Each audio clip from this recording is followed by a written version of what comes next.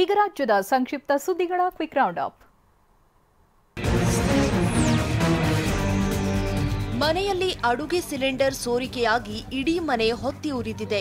ವಿಜಯಪುರ ನಗರದ ಆಶ್ರಮ ರಸ್ತೆ ಬಳಿ ಬಿಎಸ್ ಬಿರಾದಾರ್ ಅನ್ನೋರ ಮನೆಯಲ್ಲಿ ಬೆಂಕಿ ಕಾಣಿಸಿಕೊಂಡಿದೆ.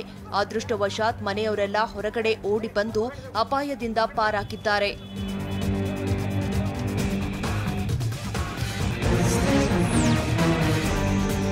ಡಿಸಿಎಂ ಡಿಕೆ ಶಿವಕುಮಾರ್ ಭಗವದ್ಗೀತೆ ಬರೆಯುವ ದೀಕ್ಷೆ ಪಡೆದಿದ್ದಾರೆ.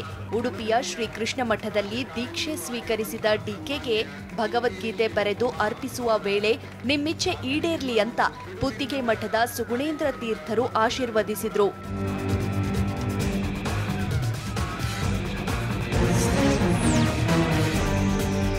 ಅಕ್ರಮವಾಗಿ ಅನ್ನಭಾಗ್ಯ ಅಕ್ಕಿ ಸಾಗಾಟ ಮಾಡ್ತಿದ್ದವರ ಮೇಲೆ ಅಧಿಕಾರಿಗಳು ದಾಳಿ ನಡೆಸಿದ್ದಾರೆ.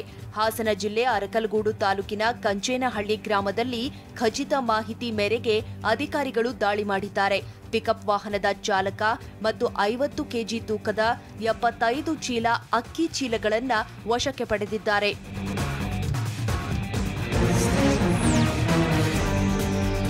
$2,20,00,000 ಮೌಲ್ಯದ ಪಾನ್ ಮಸಾಲ ಮತ್ತು ತಂಬಾಕು ಉತ್ಪನ್ನವನ್ನ ಜಪ್ತಿ ಮಾಡಲಾಗಿದೆ. ಬೀದರ್ ಜಿಲ್ಲೆಯ ಹಲವೆಡೆ ದಾಳಿ ನಡೆಸಿದ ಪೊಲೀಸರು ವಿವಿಧ ಕಂಪನಿ ಹೆಸರಲ್ಲಿದ್ದ ಪಾನ್ ಮಸಾಲ, ತಂಬಾಕು ಉತ್ಪನ್ನಗಳನ್ನು ಜಪ್ತಿ ಮಾಡಿದ್ದಾರೆ. ಬೀದರ್ನ 2 ಠಾಣೆಯಲ್ಲಿ ಕೇಸ್ ದಾಖಲಿಸಿ 8 ಆರೋಪಿಗಳನ್ನು ಬಂಧಿಸಲಾಗಿದೆ.